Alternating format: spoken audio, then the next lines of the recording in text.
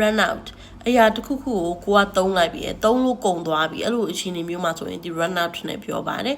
run out of noun နဲ့ကိုတစ်ခုခုသုံးလိုက်တဲ့အရာတွေကိုကုန်သွားပြီလို့ပြောချင်တဲ့ခါကြလို့ရှိရင်သုံးလို့ရပါတယ်ဒီရဲ့နောက်မှာ noun က countable noun နဲ့လိုက်လို့ရတယ်လို့ uncountable noun နဲ့လိုက်လို့ရပါတယ်အားစားတွေကုန်သွားတာပဲဖြစ်ဖြစ်ပတ်စံတွေကုန်သွားတာပဲဖြစ်ဖြစ်စွမ်းရည်တွေကုန်သွားတာပဲဖြစ်ဖြစ်အဲ့လိုအခြေအနေမျိုးမှာသုံးလို့ရပါတယ် for example ၃ကြောင်းပြောပြပါမယ် for example number 1ငါပတ်စံကုန်သွားပြီ I ran out of moneyငါပတ်စံကုန်သွားပြီဒီ sentence မှာပါတယ် moneyက uncountable noun ပါ okay example number 2ငါဖုန်းအားကုန်သွားပြီ my phone ran out of battery ဒီစာကြောင်းမှာဆိုရင် battery က